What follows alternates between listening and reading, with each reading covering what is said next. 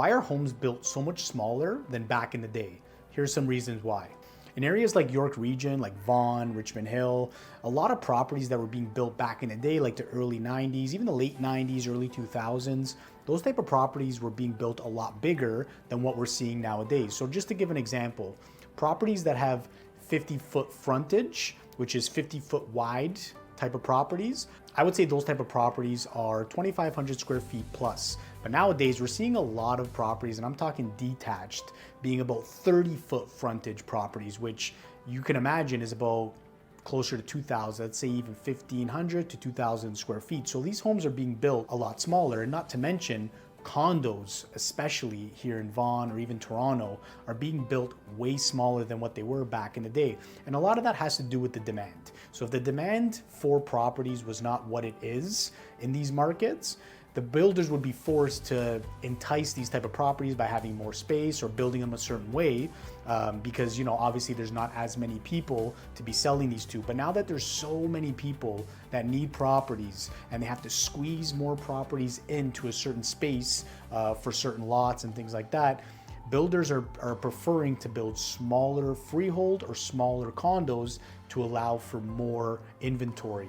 And that's allowing for people in the long run to suffer with less space. Affordability is a big part. Builders get killed these days with what it costs to build a property, whether it's a condo or a freehold. So now the more that they build, the more profit that they would make. And this is a decision that builders are making that really helps them in the long run and makes sense of certain builds. The question is, what will this do to people's mental health in the long run?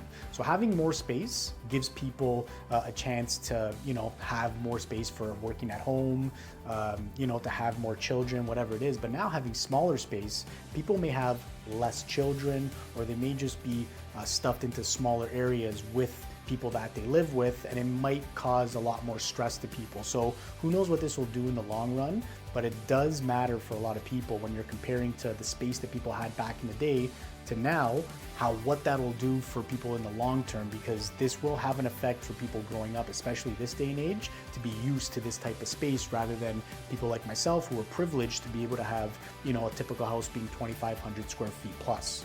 Another question is, who's going to be able to afford these bigger properties? Because if the smaller homes are expensive, you can only imagine the bigger properties that are over 2,500 square feet, how expensive those are.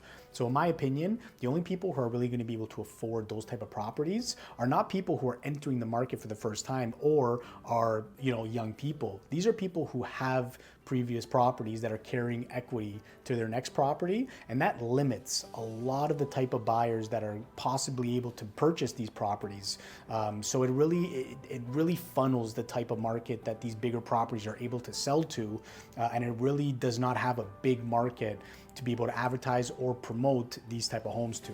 The bigger homes, they're not going to sell for as much per square foot as the smaller homes, because people always, the younger people, the people who are getting into the market, they'll always funnel to the type of market that they can afford. So these bigger homes per square foot, it's not going to add up to what the smaller homes are selling per square foot. So they'll always sell for less in that eye, but in the long run, for the cost of what it is, if you're buying a $1.3 million property that is single car garage, 30-foot frontage, it's not going to be less than about 1.7 at minimum for a property that's about 3,000 square feet, 50-foot frontage. So it's pretty expensive, but who knows where it's going to be going in the future if the markets keep going up. What do you guys think? Do you see that the markets are going to eventually calm down a little bit and that the bigger properties are going to be more affordable to younger people? Let me know your comments below.